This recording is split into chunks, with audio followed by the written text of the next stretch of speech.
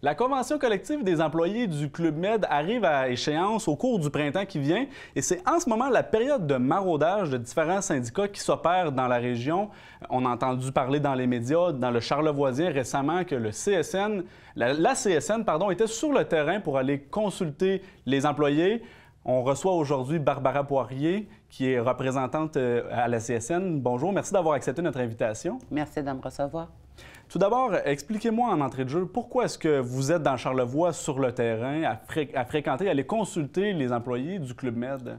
Bien, je vous dirais que présentement, ce qu'on fait, c'est surtout contrer la désinformation qui est véhiculée par le terrain, par les Teamsters. C'est ça qu'on fait. Teamsters Canada, qui est l'autre syndicat actuel. Tout à fait. Des employés de l'hôtel. Exactement. Donc, nous, on était interpellés par justement la désinformation. Donc, on est venu sur le terrain, tout mon exécutif, puis quelques membres, justement pour venir contrer la désinformation.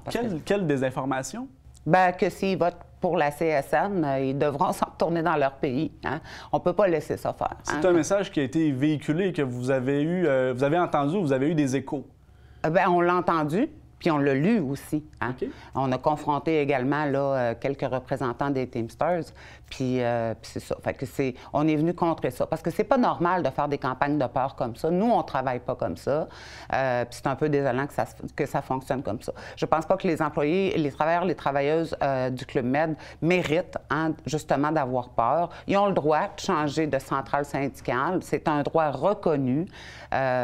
Puis c'est de faire peur comme ça aux gens. En tout cas, nous, c'est une chose qui me pue au nez personnellement. Là. Donc, on est venu justement dire à nos travailleurs, nos travailleuses que, c'était pas vrai, puis justement, qu'il fallait pas que ça se passe comme ça. On a dit ça aux Teamsters, mais bon. Avant la fin d'une convention collective, comme ça, il y a une période de maraudage qui est autorisée. Pour les gens qui nous écoutent, là, en quoi ça consiste, une période de maraudage? Bien, une période de maraudage, c'est avant l'échéance de la convention collective, les travailleurs, les travailleuses ont le droit de changer ou de maintenir leur même centrale syndicale. Donc, on est dans les délais légaux, on a le droit. Ce qui se passe actuellement, là, ça se passe tout le temps, ça se passe partout.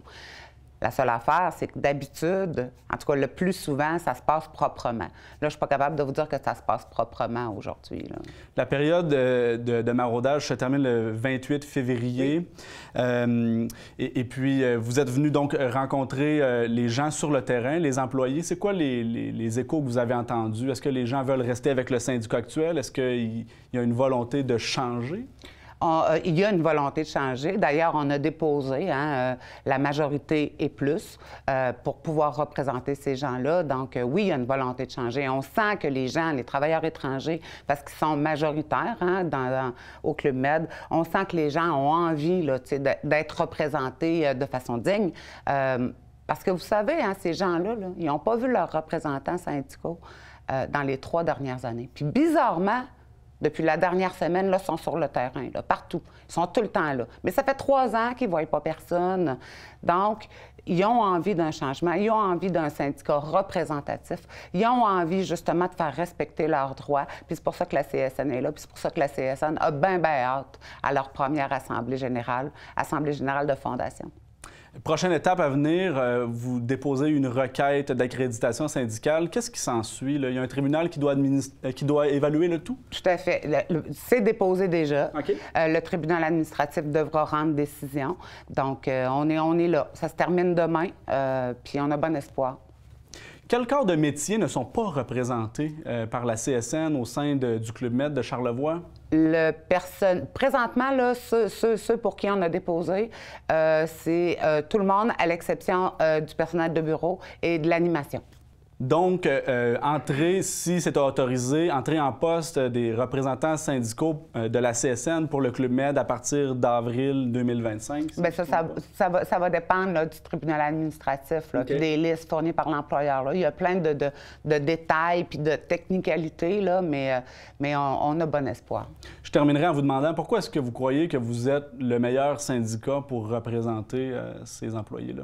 Bien, il faut savoir qu'au Conseil central de Québec-Chaudière-Appalaches, on représente environ là, 240 syndicats, dont plusieurs hôtels, hein, plusieurs hôtels. Puis on se rend compte qu'il y a beaucoup de travailleurs étrangers temporaires maintenant qui ont des permis fermés, qui vivent des difficultés, puis on a développé une expertise. C'est-à-dire que nous, on pense que les exécutifs, en lien avec ça, doivent être représentatifs. Il faut qu'il y ait de la traduction. On comprend leur réalité. On les accompagne dans les délais, dans c'est gros ce qu'ils vivent, là. On les accompagne là-dedans. On a développé une expertise, puis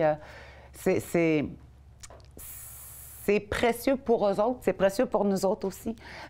Mais on est vraiment à développer là, de la traduction hein, pour les conventions collectives. Parce que c'est pas vrai que parce qu'ils parlent pas notre langue, qu'ils doivent pas comprendre ce qui se passe. Nous, on fait ça. On a développé ça depuis là, les 3 dernières années, là, activement. On travaille beaucoup avec, justement, là, comme chez Canampon, là, il y a des travailleurs étrangers temporaires, puis ils travaillent avec nous autres, ils nous accompagnent pour traduire. On développe ça, puis on pense que ça fait partie de la réalité 2025, là, de leur donner ce service-là. Merci, Mme Poirier, d'être venue faire le point sur ce dossier-là aujourd'hui avec nous. Merci.